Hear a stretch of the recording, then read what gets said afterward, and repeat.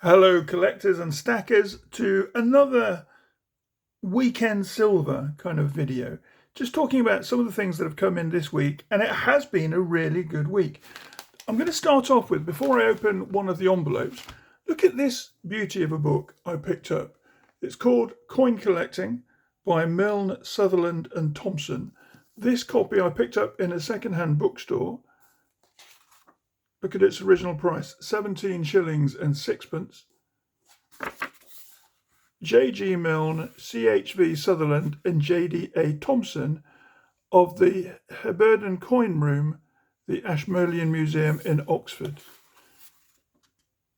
Ex-Nottinghamshire County Council, and that makes sense because I picked it up in a place called Hockley, which is a beautiful area of independent shops just a quarter of a mile from Nottingham city centre at the back of the town hall.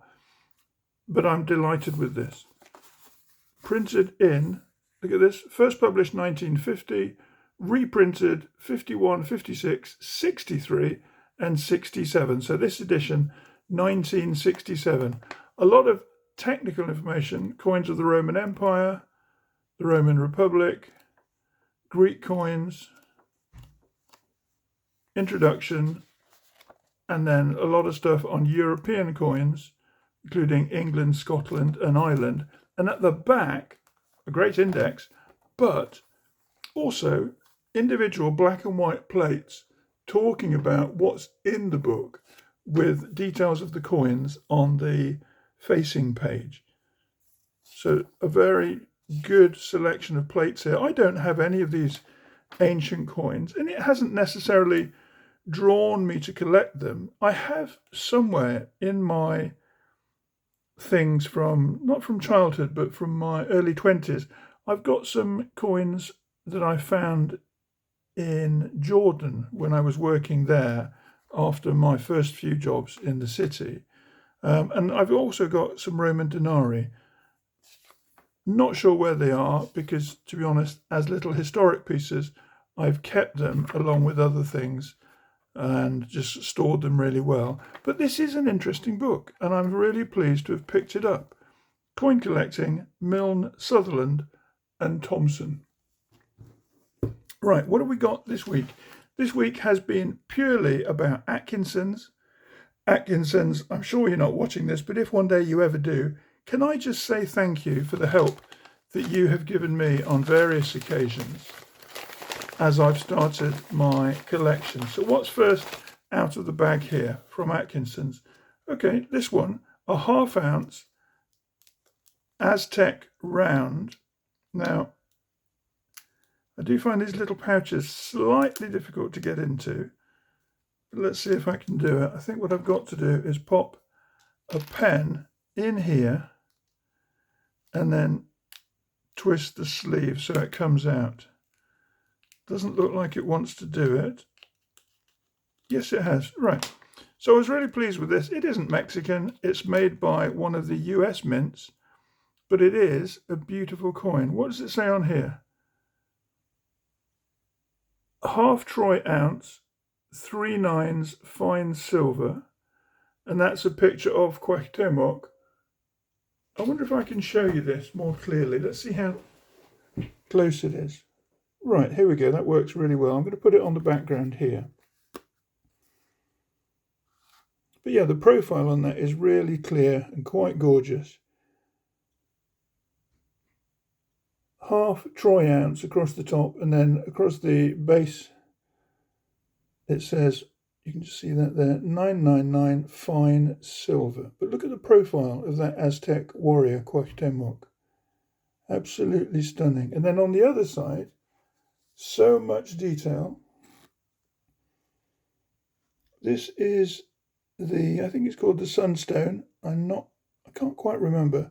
I've seen the original in the museum near Chapultepec Park in Mexico City.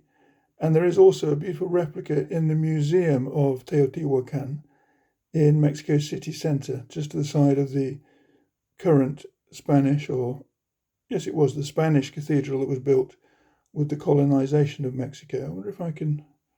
No, hang on. That's quite an interesting, clear image, albeit smaller. Let's just bring that up to camera again. But look at the detail on that. Absolutely stunning. So yes, Atkinsons, thank you so much for sharing that one on your website, and I had to buy it as soon as I saw it. Half a troy ounce of silver. I'm going to put that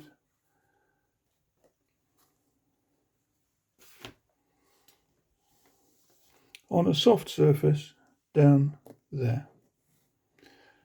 Also from Atkinsons,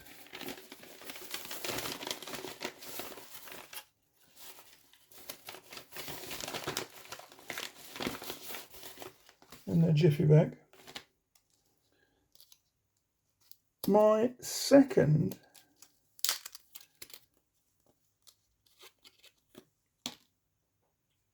it is only my second, because I honestly have to say I prefer the coins with his mother on. But there we go.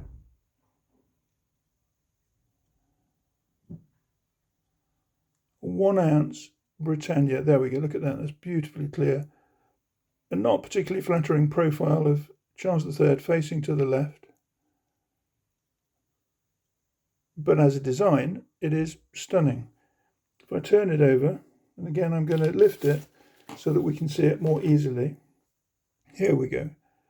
1 ounce silver. That's it. Look at that. Britannia 2025, 1 ounce. 3 nines, fine silver. If I use my pen here, you can see there is a security feature just there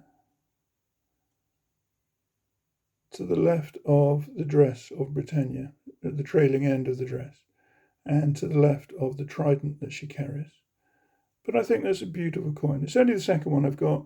As I've said, I much prefer the Queen Elizabeth II ones, but that's just because of a fondness generally for her as the monarch. But look how clear the shield is with the flag on it there to the right of Britannia, and just inside the word where it says, or the two words where it says fine silver. But yeah, really pleased with that coin. I love the Britannia design. What else did we get from the people at Atkinsons?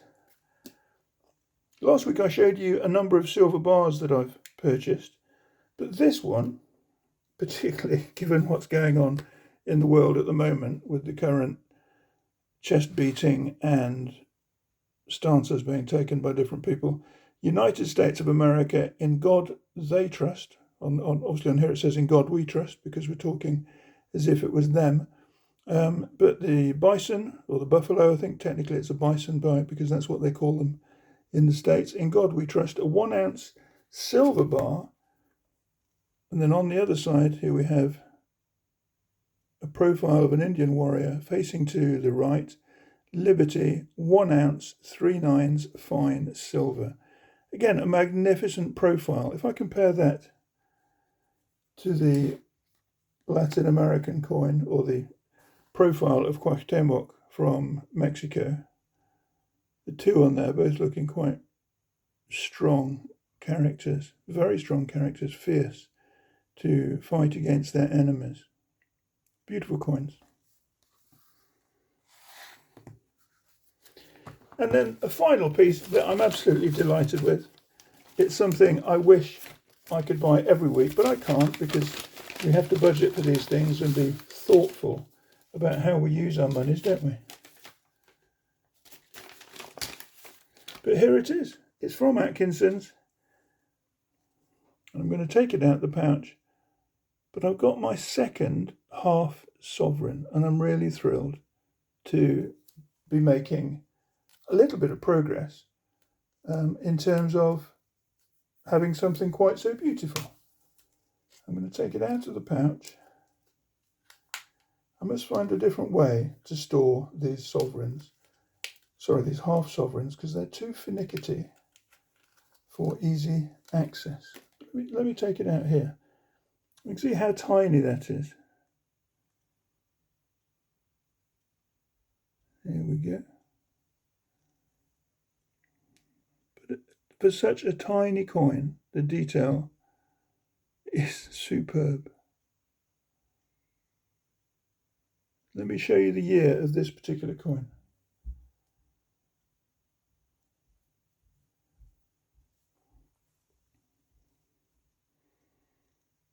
There we go, look at that, 1902, absolutely stunning. George and the dragon, George in full fighting pose with his sword drawn, ready to slay the dragon, and his horse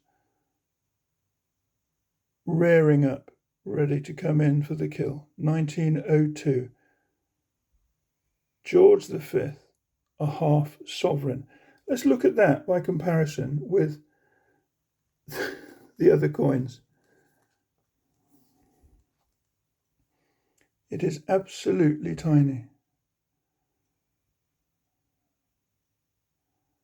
There it is, 1902, George V, a half sovereign.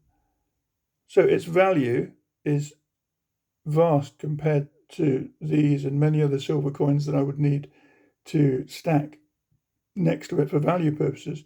But there is huge power in that tiny piece of gold. Look at it, 1902, next to our stunning Britannia from 2025, 1 ounce, 3/9 fine silver.